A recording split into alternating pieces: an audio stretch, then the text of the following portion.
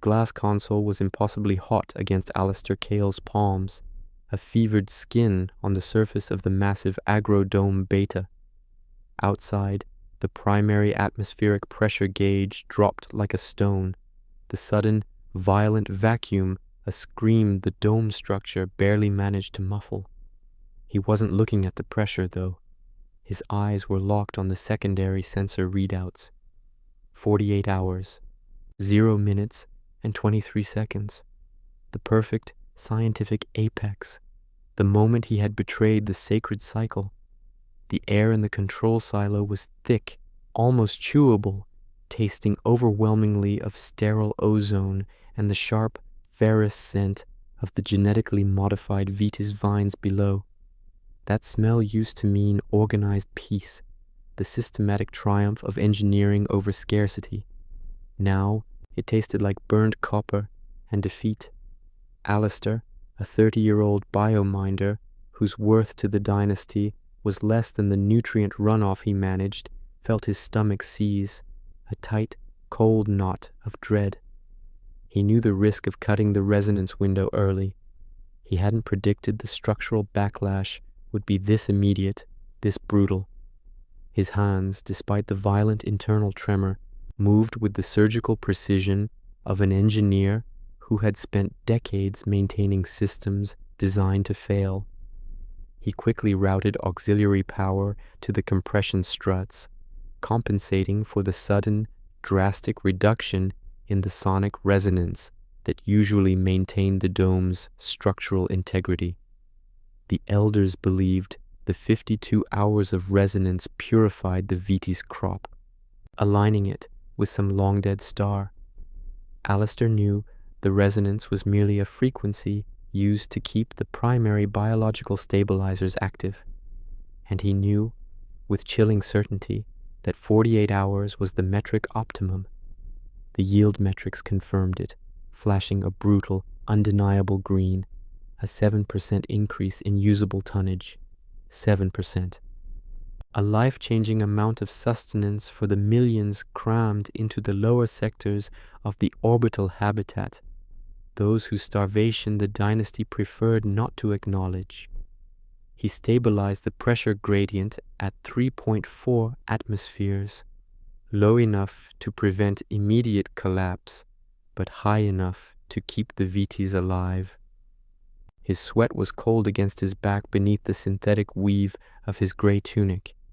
He was a biominder, a glorified janitor of the crop cycles, yet his familiarity with the dome's core structural codes was absolute. A low-caste worker shouldn't know the auxiliary routing sequences this intimately. He had studied them for years, poring over ancient schematics and dusty data fragments, preparing for this one essential act of efficiency. He leaned against the cooling metal of the console, breathing deeply, trying to wash the metallic taste from his mouth. He had won the metrics war. The millions would eat better this cycle, but the silence that followed was heavy, louder than any catastrophic alarm. It was the silence of institutional shock. The white noise of the dome's environmental hum suddenly shattered, replaced by a blast of high-pitched static that scraped against his eardrums. He flinched, instinctively bracing for a local security breach. But it wasn't a security alert. It was a broadcast override, the unmistakable, cold, synthesized voice of the dynastic mandate channel. Attention all sectors, all personnel. By order of the Regent Taran Vash and the Council of Elders, the Sacred Harvest Cycle, Mandate 52, has been compromised. Purity protocols are revoked. Alistair closed his eyes, leaning his forehead against the searing console glass. Compromised. They wouldn't call it treason, not yet. They would call it ritual impurity. The voice continued, devoid of anger, which made it infinitely worse. It was the tone of a system correcting a fatal error. The integrity of the symbiotic Vitis crop cannot be validated under current conditions. Therefore, the scheduled succession ceremony, mandated for 3 sols hence, is hereby cancelled indefinitely. Repeat, the succession ceremony is cancelled indefinitely. All non-essential personnel are restricted to home sectors pending purification review. Cancelled indefinitely. The words landed in the room like stones. The spiritual legitimacy of the entire ruling line was tied to the perceived perfection of the harvest. Alistair hadn't just corrected a metric. He had decapitated the dynasty's faith. The yield increase, the 7% vital tonnage, meant nothing to the ruling class if the harvest was spiritually flawed. Stability rested not on full stomachs, but on pure ritual. He stepped back from the console, moving away from the hot glass, toward the secondary analysis station, the one not linked to the dynasty's primary reporting network. He needed to see the data again, not because he doubted his science, but because he needed to weigh the material truth against the political catastrophe. He navigated the interface with swift, practiced gestures, accessing the encrypted subroutines. The numbers glowed emerald green, 240,000 kilos above the projected yield. He thought of the faces he saw every day down in the low-caste residential blocks, the skeletal arms of the children, the dull, defeated eyes of the mothers. He could feed them. This yield was enough to stave off the worst hunger for a full cycle. He had done the right thing, the utilitarian thing, but the fear of the elders was a deep, ancestral chill. The system ran on ritual. If the ritual failed, the system collapsed. And collapse meant starvation anyway, just under the guise of revolution and anarchy rather than inefficiency. He hadn't sought rebellion. He had sought correction. Now he held a scientific fact that could plunge the orbital habitat into open civil war. His conflict was physical. His right hand, trained for years to maintain and repair, hovered over the input terminal. He could access the reporting matrices. He could report the true, higher yield. That would be the public declaration. The dynasty's faith is inefficient. The ritual is a lie. Rebellion would follow, chaos would erupt, and hopefully order would return before millions died in the transition. His left hand instinctively traced the perimeter of the panel's flush surface, searching for the sub-panel access, a hidden port he installed 6 cycles ago. This port allowed direct, local modification of the yield metrics before they were uploaded to the mandate channel. He could reduce the final reported tonnage to match the required 52-hour metrics, reporting an acceptable yield instead of the crucial 7% higher truth. He could restore the sacred narrative, maintain stability, and allow the succession ceremony to proceed. But those 240,000 kilos would vanish, distributed quietly back into the inefficient system, starving the people he had sworn silently to protect. He saw the low-caste sectors of the massive habitat, a sprawling, dark underbelly he knew better than his own memory. He thought of old Maeve, who had lost her youngest to the low-grade fungal blight endemic to malnourished populations. He remembered her thin face 3 sols ago, asking him only for 1 extra kilo of Viti's next cycle, just enough to get her second child through the next rotation. The memory was a sudden spike of nausea. Sacrifice the ritual or sacrifice Maeve's child? He needed a moment to breathe, to clear the taste of ash and ozone. He pressed the physical mute button on the communications panel. The chilling broadcast voice cut off mid-sentence, replaced by the deep, familiar vibration of the dome's operational hum.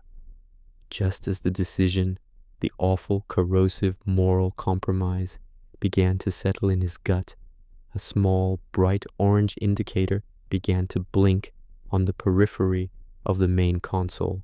It was the incoming feed from Agrodome Gamma, the adjacent, far older facility. A ping signaled an incoming transmission, a rare, direct communication that bypassed the usual dynastic relay protocol. The message was not encrypted, which was alarming. Alistair hesitated, his fingers still hovering over the local modification port. He brought the transmission up. A low-resolution face filled the screen. A woman named Leda, a fellow biominder he had met briefly during a maintenance exchange 6 months earlier. Leda worked in Gamma, a sector renowned for its fierce loyalty to the elders and the old ways. Her face was pale, drawn tight with panic, and sweat slicked her dark hair to her temples. "Kale," she whispered, her voice barely audible over the static of the open channel. She didn't use his formal title. I saw the pressure drop. I heard the mandate announcement. "You did it, didn't you? You violated the 52. He felt a sudden, sharp, cold fear. How did she know he was responsible? The breach was localized to Beta. He was supposed to be invisible. He moved his mouth to deny it, to claim it was an equipment failure. But Leda spoke quickly, desperately, overriding him. "They're mobilizing," she breathed. "Not security. The guardians of purity. They're not coming for the dome. They're coming for the data. And Alistair, you have to listen to me. When I saw the metrics stabilize after the cutoff, the sheer efficiency, I ran a parallel diagnostic. Your calculations for optimal resonance were flawed."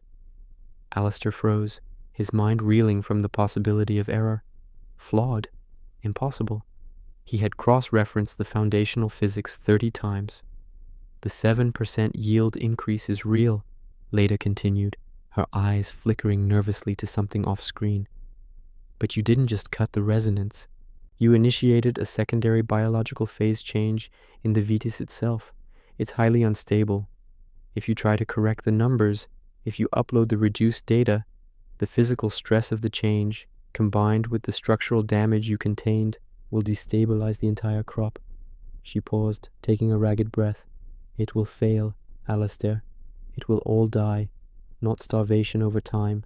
Mass crop collapse within the next 12 hours. You have to upload the true data. You have to tell them the yield, even if it cancels the succession forever." Alistair's hands dropped from the controls. The true data meant chaos, rebellion, and the potential for millions to die fighting. But tampering with the data meant immediate, guaranteed systemic collapse, the death of every single kilo of food. He looked back at the main console, where the emergency pressure readouts were still glowing. He had contained the external threat, but Leda had just revealed the true, invisible catastrophe waiting inside the vines he had tried to save. Leda's voice returned, a frantic whisper. "They're coming into Gamma's access tunnel now. They'll be at your silo in minutes. Tell me you still have the true data isolated. Tell me you didn't start to corrupt the metrics yet." Alistair looked at the local modification port, untouched. His training, the deep scientific conditioning that governed his every action, had always been about optimization. He had hesitated only because of the political cost. Now, he knew the ultimate cost of hesitation. He looked at Leda's terrified face on the screen. He saw the genuine, desperate belief in her eyes, the belief in the science, the truth he had sought. He had to trust her. He had to be a custodian of the truth, not a cleaner of the lies. He reached for the communications button to respond, but Leda's transmission flickered violently, dissolving into static. Before the link was fully severed, Alistair thought he heard a deep, guttural sound, not mechanical, followed by a sharp, wet scream. Then, silence. The only remaining sound was the high, monotonous hum of the operational dome. Alistair Kale was alone, holding 240,000 kilos of truth, an impending famine, and the certainty of a political death sentence. He had perhaps 10 minutes before the Guardians arrived. He brought up the final upload screen. He had to choose which future he would deliver. He didn't know who the Guardians were or what they truly guarded, but the sound of Leda's final transmission made his skin crawl. He heard the heavy, rhythmic thudding against the outer wall of the silo access tunnel. It wasn't the sound of boots, but something massive and slow-moving. He slammed his hand down on the console, preparing to upload the true, unstable data. but his finger froze above the commit button. A single, encrypted log line had just scrolled across the base of the interface, momentarily overriding the final command confirmation. The line read, Access Protocol 937, Biowarfare Countermeasures Activated. Protocol 937. That wasn't biominder access. That was military black ops. And Alistair Kale knew exactly what that protocol meant. He had trained on it 6 years ago in a life that should have been erased forever. He wasn't just a custodian of the harvest. He was an executioner of biological threats. And the symbiotic VTs, in its perfect 7% amplified state, had just been officially designated as the enemy. The Guardians weren't coming for the data. They were coming for the kill. Protocol 937, Biowarfare Countermeasures. The words were less a line of text and more a physical blow. Alistair recoiled from the hot glass, the residual heat of the console feeling like fever against his skin. He knew that protocol. He knew it with a cold, absolute certainty born of years spent trying to forget a life of systematic violence. 937 was not a lockdown sequence for agricultural failure. It was the ultimate sterilization mandate, designed to eliminate any biological contaminant deemed too infectious or too efficient to be allowed into the system's ecosystem. It meant scorched earth. He didn't need the memory, but it came anyway. The flash of searing white light, the smell of burnt synthetic algae, the screams that stopped too quickly. 6 years he had run from the man they called Kale Prime, the elite security executioner, burying himself in the anonymous, predictable rhythm of a biominder's life. He had sought purity in metrics, seeking to feed the hungry as penance for the lives he had extinguished. Now, the past was knocking, literally. The rhythmic thudding against the silo wall intensified, the sound closer now, heavy and hydraulic, echoing through the thick concrete. They weren't using explosive charges. They were using kinetic pressure waves, the low-frequency resonance cutting through the reinforced material. The air pressure stabilizers in the silo whined, struggling against the incoming sonic assault. He lunged for the commit button to upload the true data, Lada's mandate, the only way to prevent mass crop collapse, but the system flashed a brutal, undeniable red. Access denied. Protocol 937, system override active. The Dynasty wasn't just concerned about the data, they had already locked down the entire dome structure, preempting any scientific reporting. They had chosen extermination over explanation. Alistair's hands moved on instinct, the muscle memory of Kale Prime overriding the hesitation of Alistair Kale. Digital truth was blocked. He needed physical truth.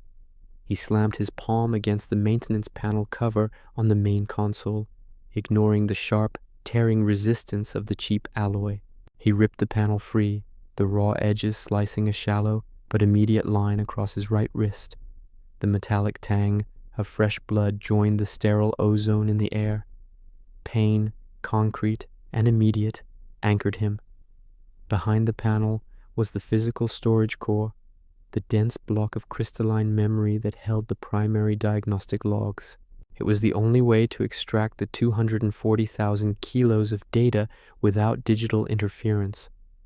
He saw the low-caste sectors again, not in memory, but in his mind's eye. Maeve's starving child. If he failed to get this data out, the entire crop would collapse in 12 hours, Leda warned. But if the VTs was now a bio-threat, what was he carrying? A scientific truth, or a death sentence? The core felt cold and slippery beneath his bloody fingers as he fought to disengage the latches. The outer access door shuddered one final, agonizing time. The noise that followed was not the clang of metal, but a sound like thick, wet rubber tearing from stone. The sonic attack had melted the specialized polymers in the seal. The heavy, pressurized air of the silo rushed out, replaced by the colder, thinner air from the tunnel. He finally ripped the data core free. It was a smooth, dense block, no larger than his fist, humming faintly with stored energy. He had seconds. The Guardians were in the tunnel now, massive shapes blocking the faint, auxiliary light. He scanned the emergency structural schematics, his eyes darting across the holographic projection. Main access, compromised. Ventilation shafts, too small. There was one other way, a forgotten access. A tertiary maintenance shaft, 6 cycles obsolete, leading directly down, past the nutrient collection grids, into the lower sectors. The underbelly of the orbital habitat, the maze he knew better than the sunlit surfaces of the upper levels. The place where the desperate lived, the place he was trying to save. Alistair sprinted across the control silo floor, the core clutched tightly in his hand. He reached a heavy, almost rusted grate set low into the floor near the waste recyclers. This was the point of no return. If he opened this, he was committing to the lowest depths of the habitat and declaring himself a fugitive of the dynastic mandate. As he fumbled with the manual release lever, his mind, still operating under the forced clarity of Protocol 937, accessed the hidden files buried within his own memory of the protocol. He hadn't just used 937 6 years ago, he had analyzed its targets. 937 was only initiated when the threat was consumed or ingested. It wasn't designed for structural stabilization or even localized quarantine.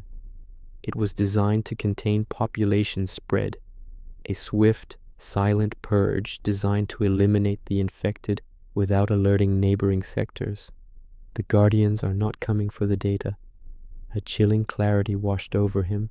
They are coming to execute the people who might have eaten the VTs. He forced the lever down. The rusty grate screeched in protest, sending a high-pitched, abrasive sound through the air that seemed deafening in the echoing silo. He dropped to his knees, peering down into the darkness. The shaft was slick with nutrient runoff, a foul, warm liquid that smelled heavily of processed copper and decaying organic matter. Just then, the main access door to the silo gave way entirely. The sound was not a crash, but a tearing sound, followed by a thick, wet thud that shook the concrete floor. Alistair froze, holding the grate open, poised for descent. He didn't dare look up. He heard the heavy, rhythmic friction of movement, the sound of massive bulk moving over the ruined door frame. It was the movement he had heard thudding against the walls, slow, determined, and impossibly heavy. A low, resonant sound filled the silo, an engineered, guttural sigh that vibrated deep in Alistair's chest cavity, threatening to destabilize his own core equilibrium. This was not the standard patrol security. This was something engineered for maximum impact and total silence. Guardians of purity. He risked a glance over his shoulder. The first Guardian stood framed in the broken doorway. It was not a man in armor, but a towering construct of synthesized biological tissue, molded and plated in dull gray chromite. Its massive limbs were driven by hidden hydraulic mechanisms, giving it that unnatural rhythmic tread. Its head was a featureless dome, observing the silo with multiple clustered optical sensors. It carried no traditional weapon. Its effectiveness was its engineered silence and its immense, deliberate mass. Then Alistair saw the critical detail, the final horror that made the blood run cold in his veins. Strapped to the Guardian's back were 2 large, clear tanks feeding into a spray nozzle attached to its arm. The tanks held a volatile, highly refined nerve agent, the active component of Protocol 937. The Guardians were mobile biowarfare delivery systems. He had succeeded in producing a 7% yield increase, creating enough food to save millions from cyclical starvation. But in doing so, he had transformed the VTs into a biological weapon, which had, in turn, activated the Dynasty's ultimate mechanism for population control. He hadn't just poisoned the succession, he had poisoned the entire harvest, and now the sanitization squad had arrived to administer the final, fatal dose to the consumers. The Guardian took a measured 3-meter step towards the console where Alistair had been standing, its segmented foot crushing the broken glass underfoot. Its sensors immediately locked onto the open panel, and the fresh blood smear on the console's surface. Alistair didn't hesitate. He dropped into the foul, warm darkness of the shaft, the data core pressed against his chest. He pulled the rusted grate shut above him, plunging the shaft into absolute blackness. He heard the hydraulic hiss of the Guardian above, followed by a heavy, confused sound of disappointment, the faint groan of metal being gently but firmly probed. He began to slide, the nutrient runoff acting as a morbid lubricant, carrying him down into the sprawling, suffocating density of the low-caste sectors. He was carrying the truth that his utilitarian success had created the perfect crisis: 240,000 kilos of toxic VTs, and the data core that proved the Dynasty had always intended to let their people starve, believing starvation was preferable to biological anarchy. He didn't know which outcome was worse, but he knew the descent had begun, and the harvest he had sought to save was now his most lethal weapon. The fall was a brutal, scraping slide. The tertiary maintenance shaft, 6 cycles obsolete, was never meant for human transit, only for sensor deployment, and the tight tolerances scraped Alistair's shoulders and hips, despite his efforts to center his mass. The foul runoff that slicked the walls and lubricated his descent was warm, sickeningly viscous, smelling of copper and raw sewage, but it held a corrosive quality he hadn't anticipated. It stung his eyes, and the runoff soaking his tunic made the shallow cut on his wrist begin to burn with intense, immediate pain. He dropped 50 meters in seconds, a dizzying plunge into the deeper architecture of the habitat. He landed hard, the impact jolting his spine, his left knee grinding painfully against a metal obstruction in the pipe's floor. Agony flared, sharp and demanding, cutting through the adrenaline. He bit back a shout, securing the data core tightly against his chest with his right arm. Keep moving. Pain is secondary. Kale Prime's mantra resurfaced, a bitter, unwanted comfort. He scrambled to his feet, ignoring the throbbing knee and the nauseating taste of the runoff clinging to his mouth. He had to reach a communications relay, specifically the defunct Sector 3 maintenance hub. It was the lowest broadcast point, far from dynastic scrutiny, usually reserved for low-caste repair requests the elders ignored. He began to crawl, the pipe twisting into a maze of rusted conduits. The sound of the Guardian was not diminishing. It was changing. Above, where the shaft met the silo floor, a series of sickening cracks echoed down the pipe. The Guardian wasn't sliding. It was using its kinetic pressure systems to tear through the pipe's internal ribs, simplifying the passage by brute force. Alistair realized his head start was evaporating, replaced by a trail of structural failure marking his path. This was his first attempt at evasion, the perfect escape route. It had cost him severe pain, revealed his position, and bought perhaps 60 seconds. He reached a section where the shaft opened slightly into a large overflow valve junction. This was his chance to buy time. His second attempt, diversion. He located the manual flow control switch, a massive, half-rusted wheel, and strained, his bruised fingers slipping on the oily metal. If he could divert the nutrient runoff flow into a choke point, he might temporarily trap the Guardian in the sludge. He pulled, his muscles screaming under the load. The wheel finally gave way with a sound like tearing leather. Success. The runoff flow immediately diverted, rushing into a side passage. He had maybe 3 minutes before the pressure differential compensated. He started to move past the junction, adrenaline spiking, when the floor beneath him vibrated violently. The Guardian wasn't stuck. It was using the pressurized flow against him. The pipe wall immediately next to Alistair ruptured with a loud, metallic scream. A geyser of the corrosive runoff blasted out, catching him squarely in the face. He cried out, stumbling backward, the acidic liquid searing his eyes and mouth. He dropped the data core. Blinded, choking on the vile fluid, he scrambled wildly, his left hand sweeping the wet metal floor. He couldn't see the core, but he heard the faint, high-pitched hum of its stored energy. He found it, slick and hard, just before it could be sucked into the raging torrent of the runoff. The geyser subsided as quickly as it started. The Guardian had calculated the flow rate perfectly and had used the pressure buildup to blast through the juncture, simultaneously clearing its path and assaulting its target. Alistair wiped his stinging eyes on his sleeve, the fabric already soaked in grime and blood. The delay was minimal, 30 seconds, maximum. And now his vision was blurred, his knee was screaming, and the core had nearly been lost. He was losing control. The Kale Prime precision was failing under the sustained, punishing pressure. He forced himself to sprint, limping violently through the final 10 meters of the pipe. He burst out of the maintenance shaft, tearing through the broken cover and landing in a cramped, dusty storage corridor.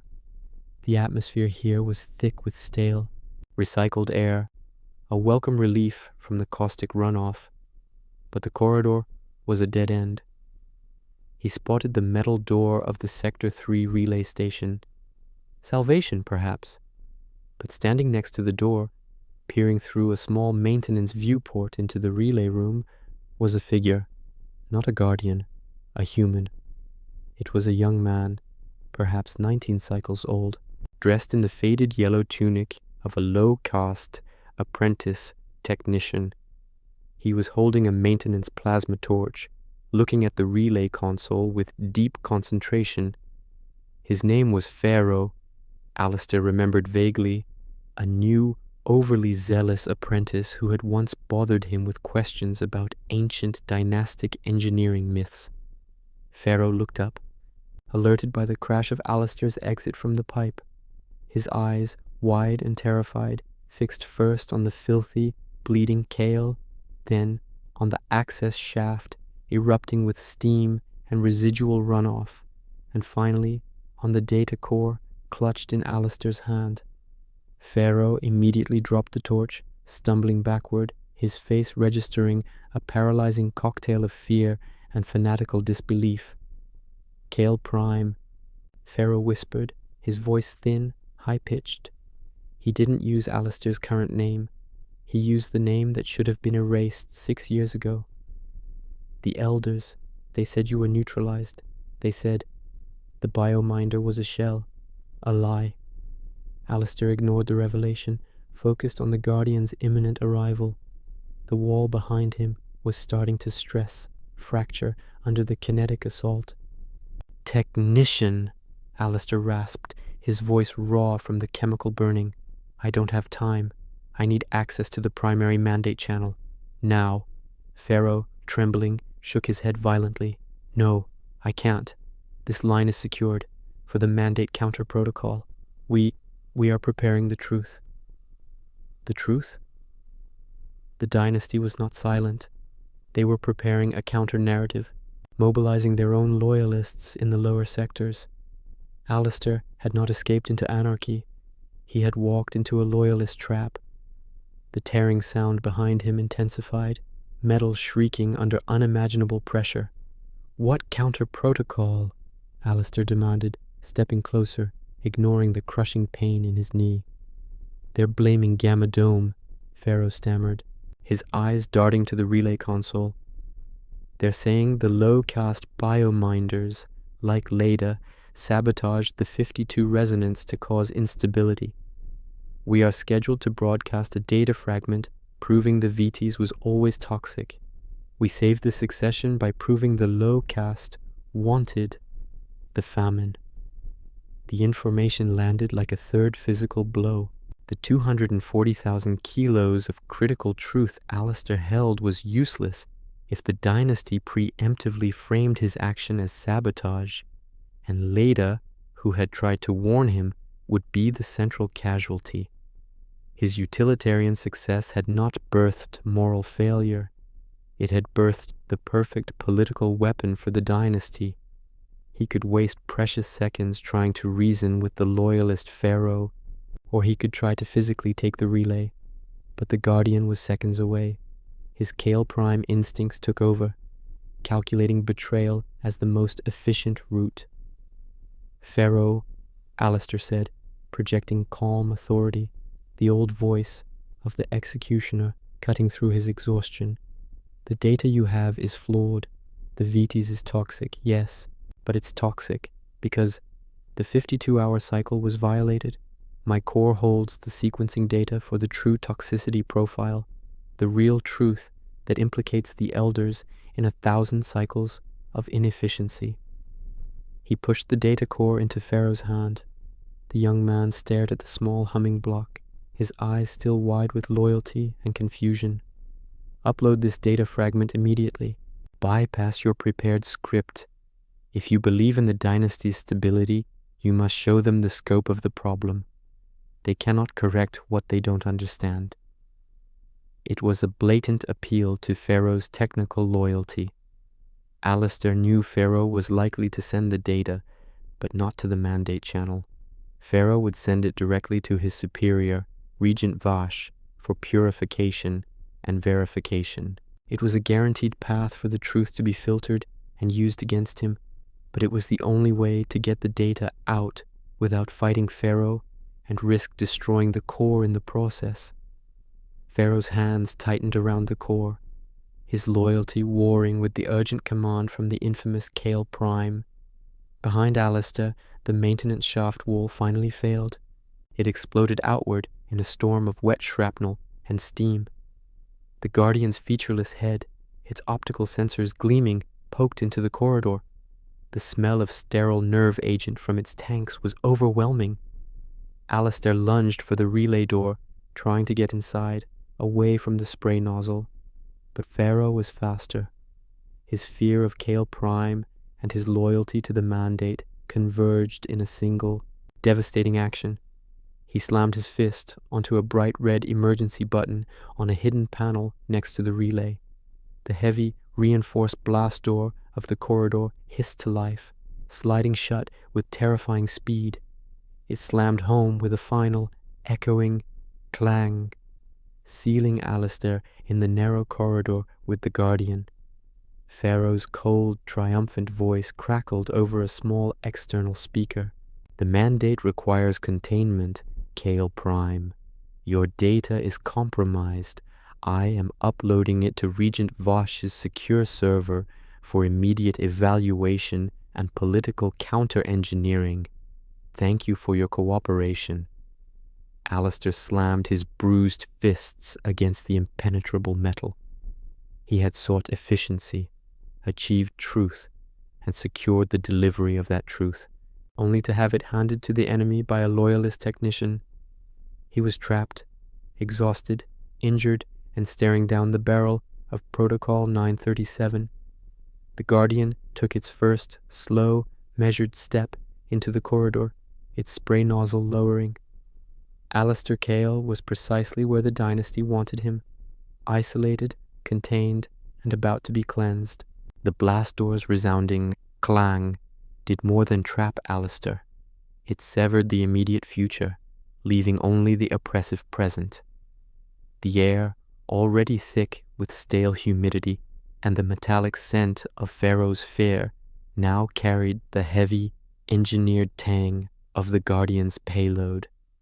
The volatile nerve agent of Protocol 937, Alistair Kale, was sealed in a kill zone with his executioner, facing a 7-foot-tall construct designed for silence and efficient death. He didn't waste breath on screaming at the sealed door.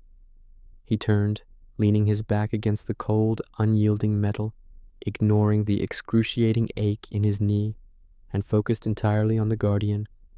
It stood barely 5 meters away, its chromite plating absorbing the weak corridor light. Its movement was not defensive or aggressive. It was simply operational. The twin optical sensors in its dome-like head had locked onto Alistair, and the spray nozzle on its arm began to hum, preparing to vaporize its lethal contents. The Guardian took another measured hydraulic step forward. Alistair knew he couldn't outrun it, and he couldn't fight it physically. Its mass and armor were too great. He needed information, not violence. And in his moment of highest pressure, Kale Prime's analytical mind took control, scanning the scene not for threats, but for anomalies. He focused on the Guardian's internal structure, remembering the 6-year-old schematics of Protocol 937 deployment systems. The original model used sonic emitters to disperse the agent, ensuring full saturation. This construct was silent, utilizing only directed spray. Why the modification? His eyes dropped to the floor where the runoff had spilled from the maintenance shaft. The Guardian's segmented feet were wet with the caustic liquid, but as the machine moved, a subtle detail caught his attention. Where the runoff had been exposed to the machine's lower plates, the chromite plating was not simply dirty. It was dissolving, releasing a faint plume of corrosive steam. The biominder's knowledge, the deep understanding of the VT's runoff's unique composition, copper, ferrous salts, and an untested biological compound, slammed into the executioner's awareness. The runoff wasn't just sewage. It was the byproduct of the high-yield VTs, and the Guardian's advanced armor was incompatible with the very waste produced by the crop it was sent to protect. Alistair felt a rush of cold, clinical clarity, cutting through the exhaustion and the shame of Pharaoh's betrayal. The Dynasty had engineered a perfect solution for population control, Protocol 937, but it was designed to contain contamination from old VTs. It had never been tested against the enhanced 70% yield VTs he had created. His success had accidentally created the only substance on the habitat that could neutralize its countermeasures. The Guardian was now 3 meters away. He had perhaps 10 seconds before the spray nozzle activated. He ignored the pain in his knee and shoved off the blast door, scrambling backward, tearing off the 2 strips of synthetic cloth he wore wrapped around his bruised forearm, part of the biominder uniform. He dipped the strips into the remaining pool of warm, noxious runoff near the shaft exit. The cloth immediately began to steam faintly. The Guardian stopped. The humming intensified. Alistair watched the cluster of optical sensors track his movement. The Guardian was a machine of terrible precision. It was waiting for the optimal delivery vector. 2 meters. The nozzle opened, releasing the first silent, invisible puff of nerve agent. Alistair smelled it instantly. Sterile, sharp, and intensely sweet, the perfect scent of chemical death. He held his breath, diving low, rolling under the extended arm. The heat from the Guardian's propulsion system scorched his back as he passed beneath its mass. In a single, desperate motion, he straightened up on the other side, slamming the runoff-soaked cloths onto the 2 large, clear tanks strapped to the Guardian's back. The reaction was immediate and violent. The corrosive liquid from the runoff began to foam, eating through the clear polymer tanks like acid through tissue. A sickening, high-pitched sizzle replaced the operational hum. The Guardian's internal systems, designed to regulate the volatile agent, were now destabilized. The corrosive runoff was mixing with the nerve agent inside the tank. The Guardian registered the system failure. It stopped tracking Alistair and swiveled its dome head, focusing its sensors on the bubbling rupture on its back. Its entire frame seized, hydraulic mechanisms locking. Alistair was 5 feet from the neutralized machine, panting, the taste of the sweet nerve agent thick on his tongue. He had achieved operational paralysis. But he hadn't achieved victory. He had merely created a time bomb. If the tanks ruptured entirely, the corridor would become a kill zone for 20 meters in every direction, and he was trapped inside, He used the precious pause to think, rubbing the acid-tinged sweat from his stinging eyes. Pharaoh had sealed him in, but Pharaoh had also given him a brief reprieve. The young technician hadn't destroyed the data core.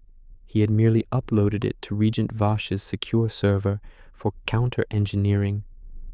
The truth was still preserved, but now it was a political weapon in the hands of the Dynasty. Alistair realized the terrible crushing implication of Pharaoh's action, the true center of the political mechanism. The Dynasty knew the VTs was toxic, and they didn't care. They didn't fear the yield. They feared the narrative of scientific progress overriding ritual. Pharaoh's superiors would take Alistair's data, the proof that 48 hours was optimal and that the resulting VTs was toxic, and use it not to correct the famine, but to justify their existing policy of starvation by decree. They would broadcast, "See, the rebels cut the cycle short and poisoned the food. Trust the elders, who mandated 52 hours for purity, which meant safety all along." Alistair had achieved scientific truth, only to have it perfectly inverted into the political justification for his execution, Lada's death, and the sustained starvation of the low caste. He had to get out, and he had to retrieve the data core. Somehow, he slammed his fist against the blast door again, frustration and realization combining into white-hot anger. Then, a faint, metallic click sounded from the wall beside the sealed door. It wasn't the Guardian. It was a lock engaging. Pharaoh's voice returned, tinny and hesitant, over the small external speaker. "Kale Prime, wait. My superior is analyzing the data. But he asked me for something else. Your personal logs. Your file from 6 years ago. Kale Prime."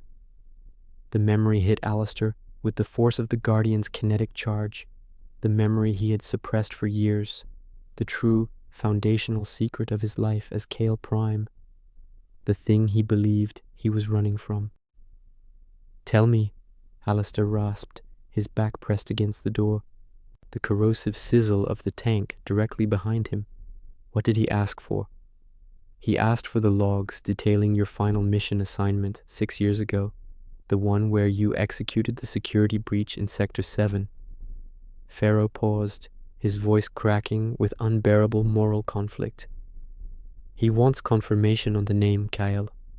The breach was about a young woman. The logs list the target as Daniela Kyle, age 8 cycles." The air left Alistair's lungs in a silent, violent rush. The sterile, sweet nerve agent on his tongue tasted suddenly like bile.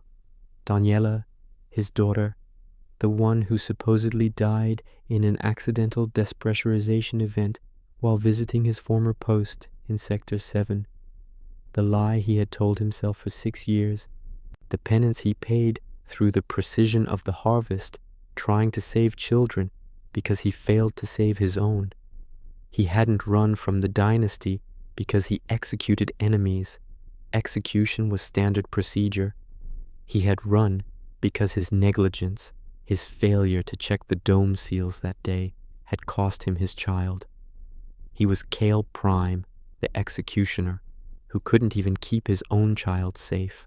Pharaoh's terrified voice continued, confirming the horror. Regent Vash noted the discrepancy in the records. Daniela Kyle did not die in a pressure failure. The records state Kale Prime executed the target during a containment breach. The breach was registered as a bio-threat. Alistair understood everything now. The Dynasty hadn't just used his scientific truth to frame the low caste. They had used his deepest trauma to ensure his loyalty, his guilt, and his eventual erasure. They allowed him to believe his daughter died by accident, forcing him into a life of penance, biominder, to ease the guilt of his past, executioner.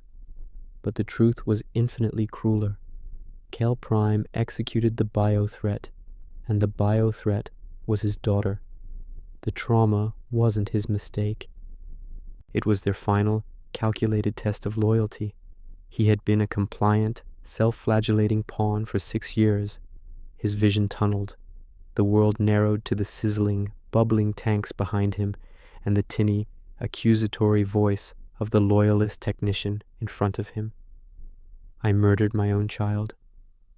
The moral dilemma was no longer about saving the low caste or the succession. It was about vengeance.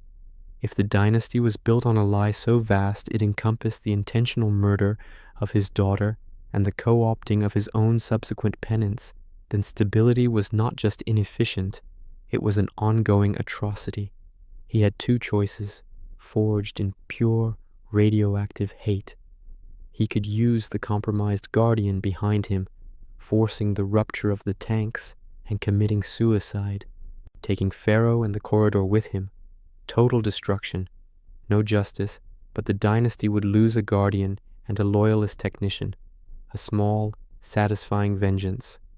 Or he could find a way out, retrieve the core from Vash's network, and use the unstable VT's truth, not to expose the elders' inefficiency, but to dismantle the entire system of ritual and murder, even if it meant temporary chaos and anarchy. The cost of option 1 was everything, no justice, only death. The cost of option 2 was his soul. He would have to re-embrace Kale Prime, the methodical, efficient killer, to fight the dynasty from within its own dark infrastructure. He had failed as Alistair Kale, the humanitarian biominder. He had to succeed as Kale Prime, the engine of destruction. Alistair closed his eyes, forcing his shattered mind to focus. He saw not the starving faces of the low caste, but the 8-year-old face of Daniela, the target of Protocol 937. The penance was over. The game had changed. He turned toward the sizzling guardian, his hands instinctively assessing the machine's stress points. He needed a way to breach the reinforced blast door, and he needed it now. The guardian, his nemesis, was now his weapon.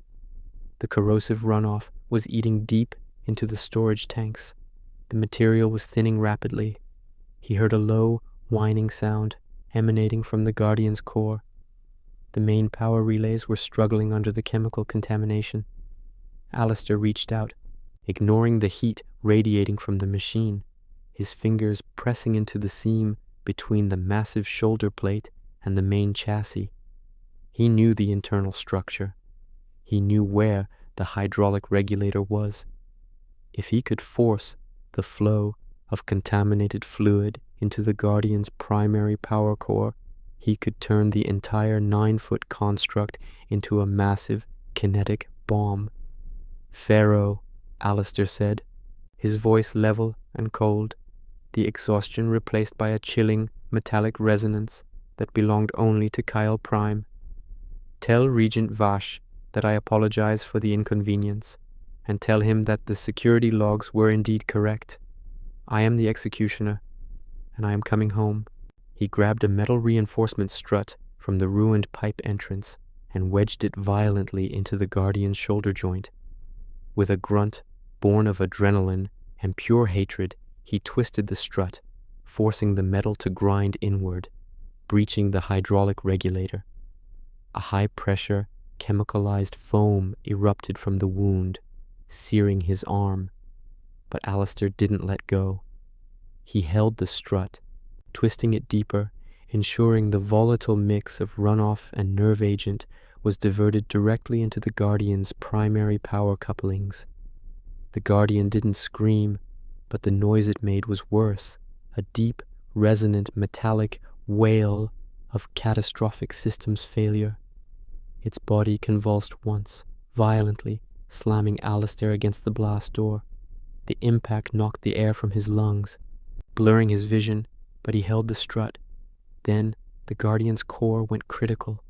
The light emanating from the machine was blinding, turning the narrow corridor an impossible, searing white. Alistair slammed his hands over his face, instinctively bracing for the explosion. It wasn't a clean blast. It was a massive, concussive implosion of focused, kinetic energy. The force wave hit the sealed blast door behind Alistair first. The reinforced metal buckled with a roar. the seals failing instantly, throwing him violently forward into the pulverized remains of the Guardian. The kinetic shock wave, amplified by the cramped corridor, blasted through the ruptured blast door and into the maintenance hub where Pharaoh stood. Alistair landed heavily in the corridor rubble, coughing, blinded by the flash, his ears ringing with the sound of shredded metal. His ribs screamed, his knee was certainly shattered, but he was alive. He forced himself to crawl toward the gaping hole where the blast door had been. The maintenance hub was silent, filled with smoke and the pervasive, sweet scent of the nerve agent, which was rapidly dissipating in the habitat's ventilation system. Pharaoh was gone, either vaporized or incapacitated. Alistair ignored the pain, pulling himself through the wreckage and onto the floor of the hub. He needed the data core's location, and Pharaoh's computer was still intact. He located the terminal, the crystalline block of the core still glowing faintly on the upload stand. Pharaoh had sent the data, but the core was physically present. He reached out for the core, his trembling fingers finally closing around the humming block. He had secured the truth. But at what cost? He looked at the smoking wreckage, the scent of murder thick in the air. He had embraced the Kale Prime persona entirely, becoming a living weapon to fight an enemy that used his own pain against him. He activated the core's data overlay. He still needed to breach Vash's secure server to either retrieve or destroy the digital copy of the truth. He scanned the data flow one last time, looking for any weakness. There was the flow, clear and visible, the toxic VT's sequencing, the optimal yield data, the full vulnerability report, all streaming from Pharaoh's console directly to Regent Vash. But then Alistair saw a tiny secondary data packet piggybacking on the stream. It was a signal, heavily encrypted, flowing out of Vash's secure server and routing back toward the lower sectors, bypassing all dynastic channels. Alistair frowned, forcing his blurry vision to focus. The encryption key was complex, based on ancient, pre-dynastic physics algorithms, the same kind of forgotten schematics he had used to optimize the harvest. He recognized the signature. It was Leda's signature. Leda, the biominder who had warned him, who he thought was executed by the Guardians, hadn't been killed. She was alive, and she hadn't just been a biominder. She was a systems architect, positioned in Gamma Dome, operating her own deep cover network. She wasn't uploading the truth to save the Dynasty. She was extracting it from Vash's server, stealing his counter-engineering data, using Alistair's sacrifice as a Trojan horse. Alistair had achieved not failure, but catastrophic, unintended success. He hadn't just delivered the truth to the enemy. He had delivered it to the rebellion, wrapped in the highest security protocol, but Leda's message was brief, attached to the routing data, a single, cold command. The VTs is critical. The toxicity profile requires immediate neutralization. We have no antidote. You must find the origin seed, Alpha Dome. Only 10 cycles remain before collapse. Alistair looked down at the humming core in his hand. He hadn't created just a weapon. He had created a time bomb for the entire habitat. 10 cycles. He had to cross the entirety of the orbital city, fighting the Guardians and the Dynasty to find a seed that was likely nothing more than a myth.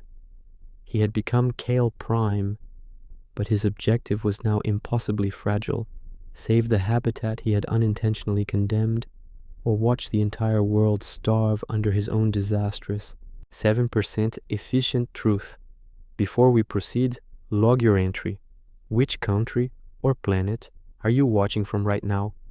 The commander is tracking every active signal. O preço da decisão de Alistair chegou antes que ele pudesse se recompor. Não na forma de guardiões adicionais, mas na exaustão brutal e imediata. Ele cambaleou para fora da fumaça do que fora o Guardian. O ar no hub de manutenção agora fino e amargo, carregando o cheiro de metal queimado, ozônio e a doçura nauseante do agente nervoso dissipado. Seus ouvidos ainda zumbiam, com a explosão concussiva, um som agudo e incessante que parecia rasgar o tecido de sua memória. 8 costelas estavam fraturadas. A dor em seu joelho esquerdo havia passado de aguda a surda, uma massa de dor latejante que tornava impossível colocar peso. Ele se arrastou até o terminal de ferro, ignorando o sangue seco e o limo cáustico que cobria sua pele. Ele tinha o núcleo de dados na mão, a única verdade física restante, e tinha a mensagem de Leda. 10 ciclos antes do colapso. 10 ciclos. 240 horas. O tempo que a instabilidade biológica da vitis otimizada levaria para se espalhar por todo o habitat, garantindo a morte total da safra. Ele tinha conseguido o rendimento de 7%, mas a um custo terrível, a garantia de aniquilação alimentar se não encontrasse a semente mítica de origem que deveria estar, supostamente, no agrodome alfa. Alastair acessou o terminal de ferro usando sua mão esquerda trêmula para injetar uma sequência de criptografia improvisada. Ele precisava de 2 coisas: a localização exata do Alpha Dome e uma rota segura para chegar lá, antes que a segurança dinástica pudesse se reestruturar após a perda do guardião. Enquanto a tela piscava com o mapa topológico do habitat orbital, Alastair finalmente se permitiu processar a verdade mais cruel: a morte de Daniela, sua filha, o alvo do protocolo 937, a execução que ele acreditava ter sido um trágico erro operacional, mas que fora na verdade um ato calculado de lealdade imposta. A culpa que ele carregara por 6 anos, a culpa do pai negligente, era falsa. A culpa real era a do assassino obediente. Eles não o deixaram viver em paz. Eles o fizeram viver em penitência por um crime que ele não sabia que tinha cometido contra a única pessoa que amava. Seu estômago se revirou, não por dor física, mas pela náusea esmagadora da traição sistêmica. Ele estava no fundo do poço, ferido, caçado e, pior, moralmente falido. O terminal finalmente exibiu a rota para o Alpha Dome. Não era uma rota simples. O Alpha Dome ficava no anel polar do habitat, o ponto mais distante do Biodome Beta, exigindo a travessia de, no mínimo, 15 setores de alta segurança. Alastair tentou estabelecer uma conexão de retorno com o sinal de Leda para confirmar a autenticidade da ameaça e pedir ajuda logística. Conexão de reversão bloqueada. Ele tentou enviar um pulso codificado para a matriz de controle de tráfego aéreo, esperando criar uma distração nos setores superiores. Protocolo de emergência Vash ativo. Comandos locais anulados. Regent Vash não estava apenas analisando a verdade roubada por Fero. Ele estava agindo. O Guardian destruído e o técnico perdido haviam alertado o Regent para a gravidade da ameaça, mas Vash não retaliou com mais força bruta. Ele retaliou com o sistema. A tela piscou. Uma nova transmissão, não de áudio, mas de texto, inundou o monitor. Era o canal do mandato dinástico, agora sob controle direto de Vash. O texto era uma proclamação, fria e cirúrgica, dirigida a todos os setores. O indivíduo Alastair Kyle, ex-biominder, comprovou ser o executor de um ato de sabotagem biológica. Sua motivação era a promoção da anarquia por meio da toxicidade alimentar. A vitis colhida foi purificada imediatamente após sua traição. A safra atual é segura, mas o rendimento real foi reduzido em 40% para garantir a pureza. Alastair olhou para o número. 40% de redução. Vash não apenas roubou a verdade de Kyle, ele a usou para justificar um nível de fome ainda maior do que o ciclo normal. Seus 70% de sucesso foram traduzidos em 60% de fracasso para milhões. O Regent usou sua ciência para matar mais pessoas e Alastair Kyle era o culpado público. Ele não está lutando contra a verdade, Alastair sussurrou, a voz rouca, o sabor de sangue e metal em sua boca. Ele está lutando contra a esperança. A derrota era esmagadora, mais pesada que o corpo destruído do guardião. Alastair havia tentado salvar a todos, mas só conseguiu fornecer ao inimigo a justificativa para o assassinato em massa por decreto. Ele apoiou a testa no vidro frio do monitor, o zumbido nos ouvidos aumentando. Por que continuar? A pergunta não era dramática, era uma avaliação de custo.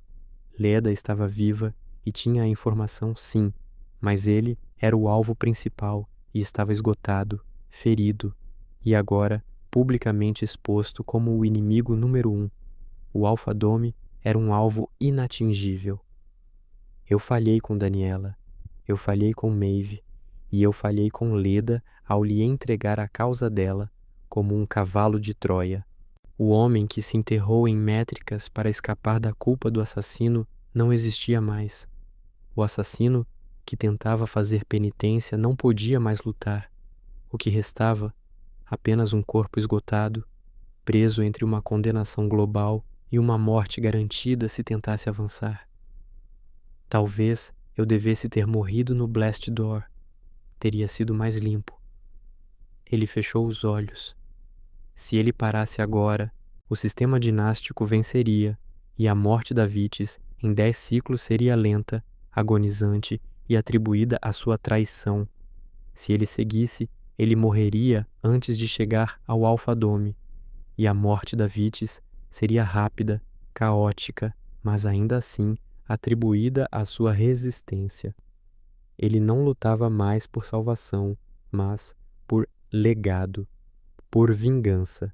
Ele precisava garantir que o colapso não fosse usado como prova da infalibilidade dinástica. Alastair forçou seus olhos a abrir, focando no mapa do habitat. Ele traçou uma linha de seu ponto atual até o Alpha-Dome. O caminho mais direto passava pelo setor 12, a central de refrigeração do núcleo. O setor 12 era um ponto cego no sistema de vigilância dinástica, uma ruína radiológica que Kyle Prime havia projetado para descarte de resíduos. Era um caminho suicida, altos níveis de radiação residual e zero monitoramento. Mas não era a radiação que o detinha. Era a linha de aviso que aparecia no rodapé do mapa topológico, um protocolo de segurança em vermelho pulsante. Acesso ao setor 12 requer liberação por protocolo 720. Protocolo 720. Alastair sentiu um calafrio que nada tinha a ver com a exaustão. Ele conhecia o 720. Ele o tinha escrito, 6 anos atrás, pouco antes de sua falsa deserção. Era um protocolo que usava a frequência do próprio guardião como chave de acesso, permitindo que a unidade rastreasse e eliminasse qualquer intruso no ambiente radioativo do setor 12. E havia apenas um guardião no habitat que ainda estava ativo, um protótipo silencioso que Vash guardava para as missões mais críticas, o rastreador imortal. Se ele entrasse no setor 12, estaria ativando um sinal de rastreamento direto, chamando a única criatura que poderia sobreviver ao ambiente para caçá-lo. Alastair puxou a última tira limpa de seu uniforme, mordendo-a para bloquear a dor. Ele não tinha como desativar o 720. Ele não tinha como enganar o protótipo, mas ele tinha que chegar ao Alpha-Dome, ou tudo morreria em 10 ciclos. Ele precisava da dor, da humilhação, da certeza da morte para se mover. Ele se levantou, cambaleando sobre o joelho estilhaçado. A vingança, ele percebeu, não era a salvação, era o combustível final. Ele digitou o código de acesso para o setor 12. A tela do terminal piscou uma última vez e uma contagem regressiva começou na tela, pequena, mas absoluta.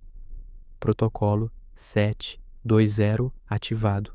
Tempo de resposta do guardião, 30 minutos. Alastair pegou o núcleo de dados. apertando-o em sua mão direita. Não havia tempo para planejar. Havia apenas tempo para correr. Ele olhou para a porta de acesso ao setor 12. No mapa, ele viu o ícone do guardião protótipo. Mas o ícone não estava apenas ativado. Ele tinha um segundo marcador de identidade criptografada, o nome de um caçador de elite, o único que poderia pilotar o protótipo. O nome brilhou na tela. Executor Primus. Identidade confirmada. Taron Vash. Regent Vash não estava apenas manipulando o sistema. Ele estava vindo caçá-lo pessoalmente. Alastair Kyle, o desertor, tinha 10 ciclos e 30 minutos antes de enfrentar o Regent, o homem que o fizera assassinar a própria filha em um túnel radioativo no caminho para um mito. A porta do setor 12 começou a se deslacrar, exalando um ar frio, metálico e carregado de radiação. Alastair Kyle se lançou no túnel escuro, o único caminho que restava, o caminho que garantia a morte, mas prometia o confronto. The moment Alastair Kyle arremessou seu corpo estilhaçado para dentro do setor 12, o frio não era simplesmente de temperatura. Era o frio da morte radioativa, um ar denso e metálico que parecia perfurar a pele. O túnel, projetado anos atrás pelo Kyle Prime como um sumidouro de resíduos radioativos, era um pesadelo de tubulações de resfriamento expostas e concreto fissurado. Cada passo era uma aposta. Ele conseguia ouvir o estalo alto e intermitente da radiação residual, uma contagem regressiva sonora para sua própria falha orgânica. Ele se arrastou pelo corredor principal, o joelho esquerdo recusando-se a dobrar, forçando-o a usar os braços para puxar o peso do corpo. A dor era um combustível que ele aceitou, não um obstáculo. Ele tinha 30 minutos, talvez menos, antes que Vash, pilotando o Executor Primus, o alcançasse. Alastair não podia correr. Em vez disso, ele usou sua memória mais profunda, o conhecimento de engenharia destrutiva que enterrou sob a persona de Biominder. Ele precisava transformar o setor 12 de um caminho para uma armadilha. Ele chegou a uma câmara de manutenção transversal onde 3 tubos primários de resfriamento convergiam. As válvulas eram enormes, projetadas para serem operadas por equipamento hidráulico pesado. Kyle Prime sabia que, embora as válvulas de segurança fossem seladas contra acionamento local, as travas de emergência manuais podiam ser sabotadas. Ignorando o zumbido crescente de seus ouvidos, um sinal claro de exposição aguda à radiação, Alastair engatinhou até a válvula 3. Ele enfiou a barra de reforço que havia arrancado do Guardian anterior no mecanismo de travamento. O metal, já enfraquecido pela corrosão radioativa, rangeu em protesto. Ele empurrou com toda a força restante em seus braços, sentindo as costelas quebradas se deslocarem, uma dor aguda e sufocante. O metal cedeu com um clique alto e doentio. O sistema de resfriamento primário do setor 12 acabava de ser comprometido. Não haveria colapso imediato, mas a pressão interna aumentaria, criando instabilidade que o Guardian, com sua precisão calibrada, teria que compensar. Ele estava usando a falha estrutural do habitat, que ele próprio havia planejado, como uma arma. Tempo ganho, 30 segundos. O chão sob ele começou a vibrar. Não o estalido da radiação, mas o passo sutil, mas inconfundível, do Executor Primus. Vash não estava se movendo rapidamente. Vash estava se movendo inexoravelmente. Alastair se moveu para a próxima câmara, chegando ao ponto onde o túnel se estreitava em um duto de ventilação de alta pressão. Ele se espremeu, o corpo arranhando o metal frio. O núcleo de dados estava apertado em sua mão direita, agora quente e úmido. O duto ofereceu um momento de escuridão e silêncio antinatural. Foi aí que o Executor Primus o alcançou. O som não foi de metal rasgando, mas de um silêncio absoluto. O protótipo guardião não usava cinética de demolição. Ele usava um campo de distorção de frequência para neutralizar o ambiente, permitindo que o executor primus se movesse sem ser afetado pela radiação ou instabilidade. Uma luz branca e intensa irrompeu no duto de ventilação, projetando a silhueta maciça do guardião. O executor primus era mais elegante do que os modelos anteriores, sua blindagem preta fosca absorvendo a pouca luz ambiente. Então, a voz de Taron Vash, fria, clara e perfeitamente controlada, preencheu o duto. Era um áudio transmitido diretamente para o implante neural de Alastair, uma comunicação que ignorava o ar radioativo. Kyle, Vash disse, sem vestígio de raiva ou urgência. Protocolo 720 funciona perfeitamente. Você se entregou. Eu esperava mais engenhosidade do homem que projetou este sistema. Alastair tentou se levantar, mas o duto era muito estreito. Ele estava preso, olhando para a abertura redonda onde o guardião estava bloqueando a luz. Eu sabia que você viria pessoalmente. Alastair conseguiu dizer, a voz rouca e fraca. Sempre gostou da caçada, Regent, principalmente quando o troféu é pessoal. O troféu nunca é pessoal, Kael. É sempre sistêmico. Vash corrigiu, sua voz calma soando mais perigosa do que qualquer grito. Você forçou a estabilidade do habitat ao limite. Agora, você deve ser removido para que a recuperação possa começar. A toxicidade do vitis que você criou é a prova final. A eficiência sem o ritual é autodestrutiva. Você viu isso com Daniela. O nome de sua filha foi um golpe mais forte do que qualquer explosão. Você me forçou a matá-la. Alastair sussurrou, a aceitação amarga do fato se transformando em ódio gelado. Você sabia que o protocolo 937 se aplicaria a ela. Você permitiu que eu acreditasse que era um erro de despressurização para que eu buscasse penitência no seu sistema. Você era o executor primus, Vash respondeu, o tom de um professor corrigindo um aluno lento. A lealdade total é o único pilar. Se seu próprio sangue não estivesse seguro de sua eficiência, quem estaria? Seu remorso era útil. Sua tentativa de otimização foi perigosa. Eu o fiz aceitar o preço máximo para que você nunca mais hesitasse. Seu erro, Kael, não foi criar vitis tóxico.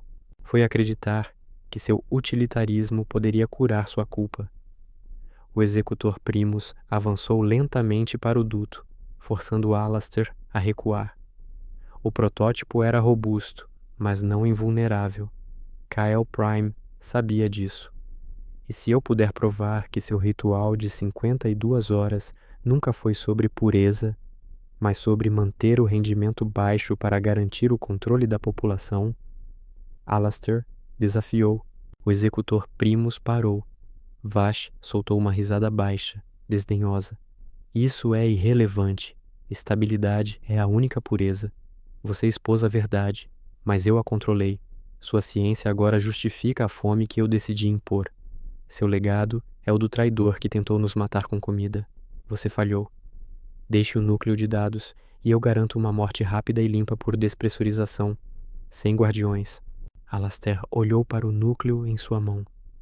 Ele havia entregue a Leda a prova de que Vash manipulou a narrativa, mas o colapso do Vitis em 10 ciclos era uma certeza. A vingança de expor Vash valia a aniquilação total do habitat.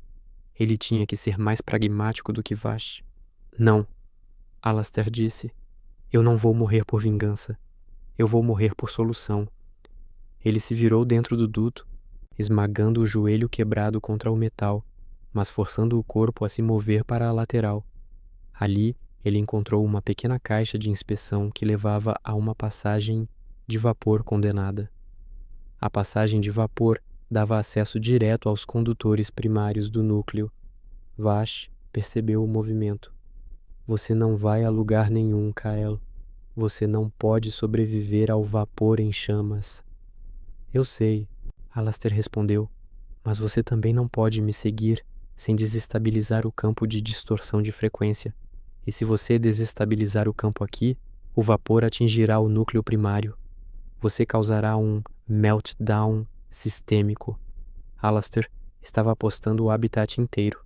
Se Vash o seguisse, toda a colônia morreria em minutos. Se Vash recuasse, Kael ganharia tempo suficiente para chegar à saída. O executor Primus soltou um silvo de frustração hidráulica. Vash, o mestre do cálculo, estava preso por sua própria necessidade de estabilidade. Você escolhe o caos. Vash sibilou. Eu escolho a única rota que garante que você não vença a qualquer custo. Alastair gritou, abrindo a caixa de inspeção com a barra de reforço. O ar quente e denso o atingiu, cheirando a vapor e ferro fundido.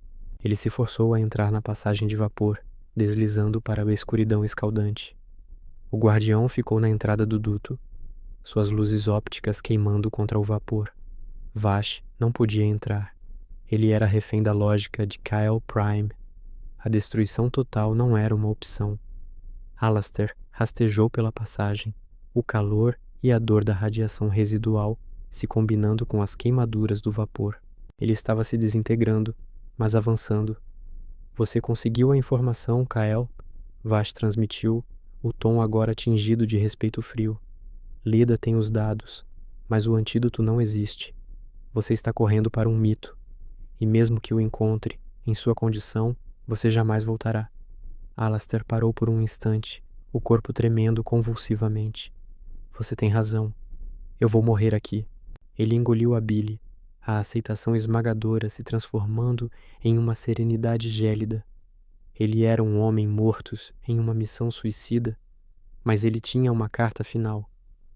Mas eu não estou sozinho. Leda não está correndo para um mito.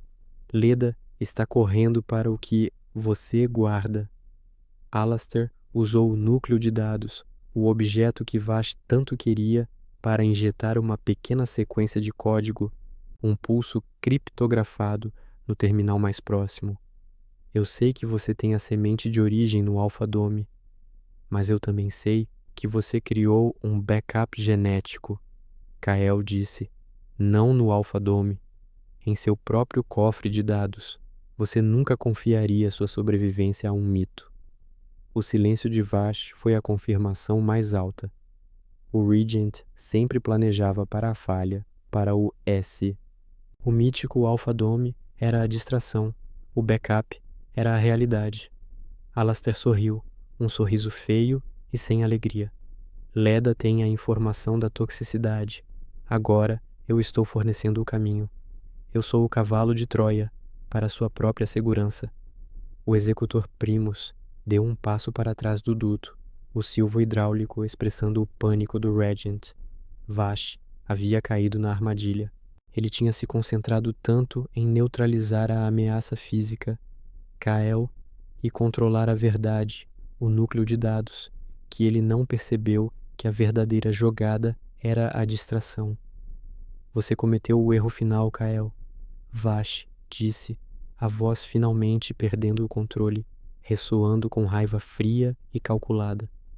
Você me forçou a desestabilizar o setor 12 para sair.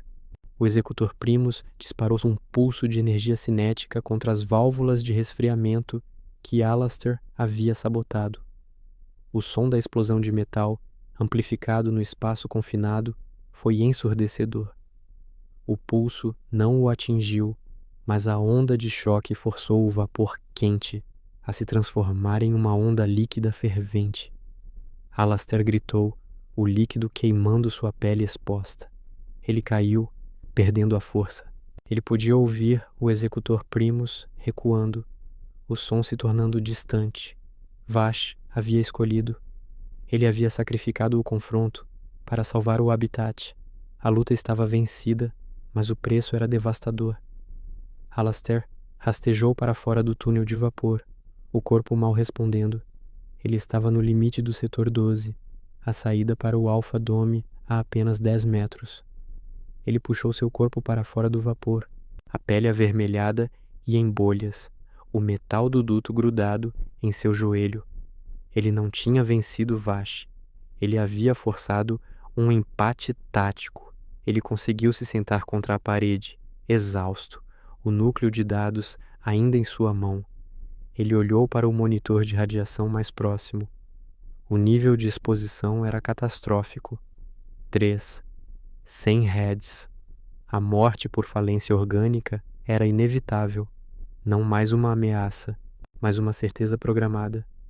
Alastair olhou para o núcleo de dados, o objeto pelo qual ele havia se tornado um monstro. Ele havia dado a Leda a chave para a estabilidade, ou a chave para a revolução. Ele sentiu o tremor em suas mãos novamente, mas agora era permanente. O dano neural da radiação e da concussão. O técnico de precisão estava destruído.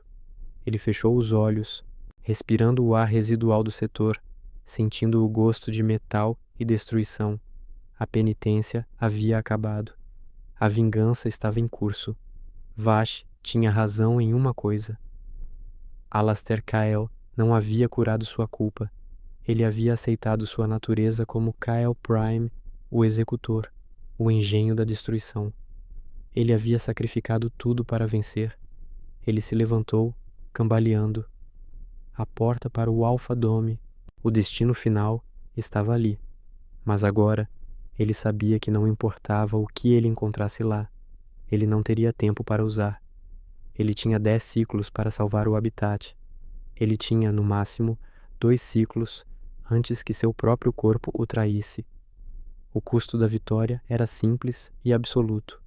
Ele havia se tornado a doença que tentava curar, e agora teria que lutar o resto da guerra como um fantasma, sabendo que, mesmo que salvasse a colônia, ele morreria como o traidor que a condenou. Ele mancava em direção à porta do Alpha Dome. O confronto com Vash havia terminado em fogo e vapor, mas o Regent ainda estava lá fora, se reagrupando, e o tempo era agora o inimigo final e inevitável. Alastair se apoiou na porta de acesso do Alpha Dome, ignorando a dor incessante do corpo.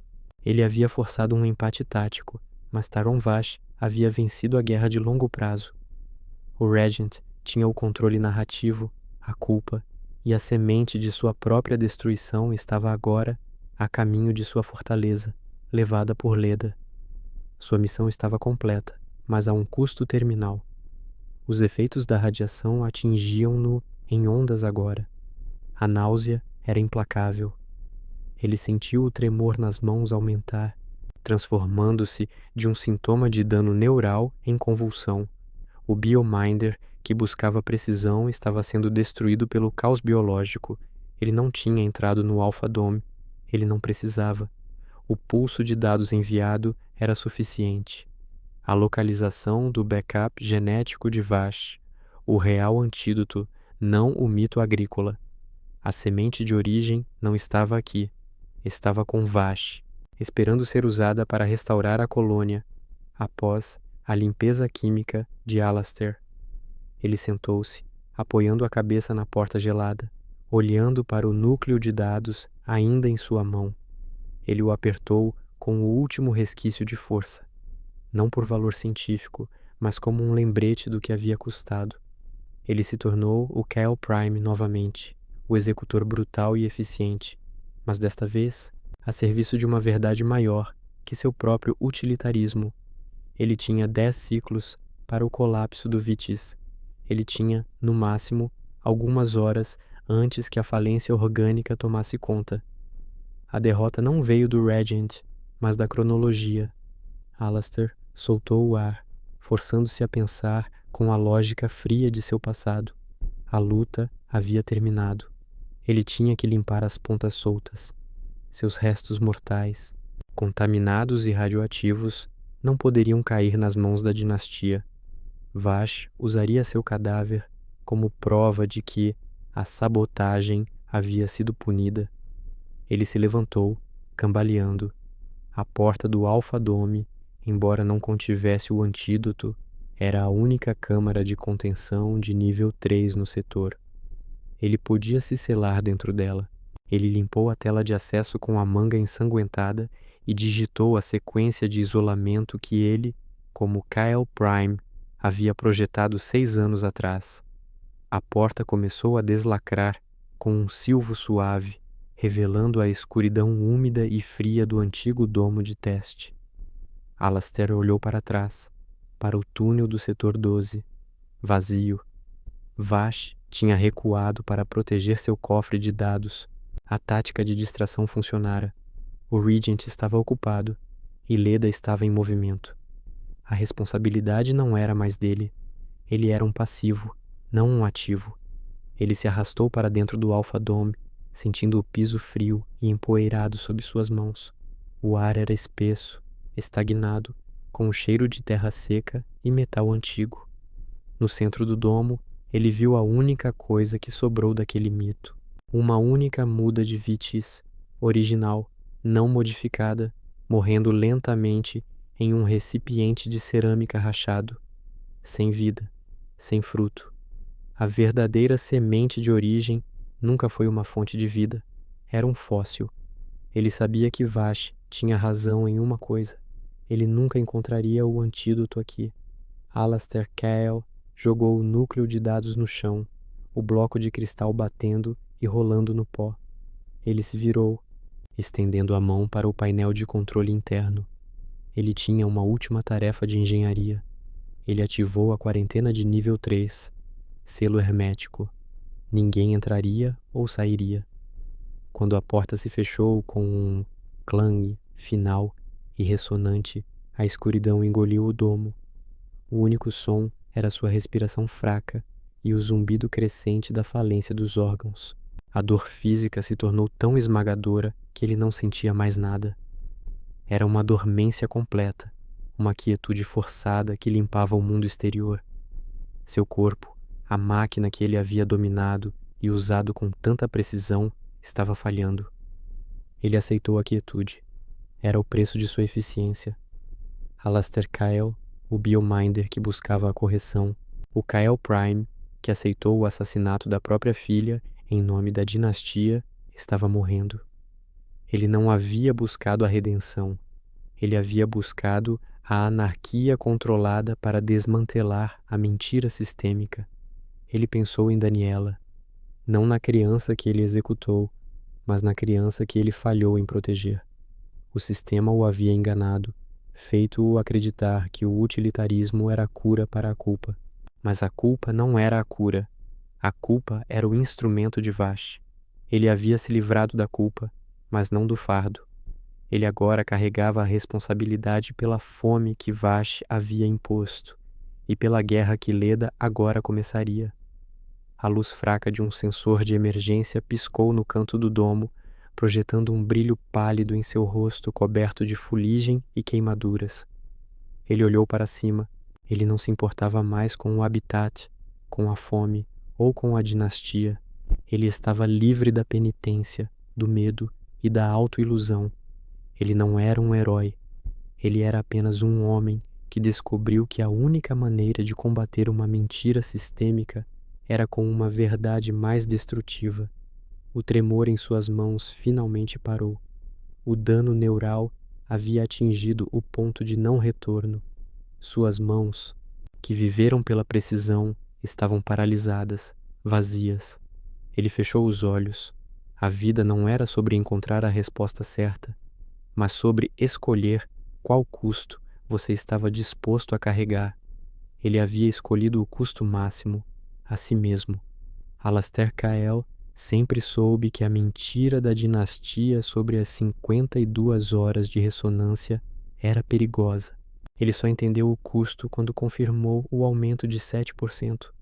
Aquele momento, a métrica, a eficiência, havia sido sua queda e sua arma. Ele estava finalmente fora da ressonância, fora do sistema. A precisão havia falhado, mas a verdade havia escapado. O metal em suas mãos não estava mais quente. Estava frio, absolutamente frio. O núcleo de dados, caído a seus pés, parou de vibrar. A precisão do cálculo havia sido atingida. O custo da correção, a absoluta verdade, estava pago. This story is now part of the archive. Subscribe to help preserve future transmissions and share this episode with someone who still believes in science fiction.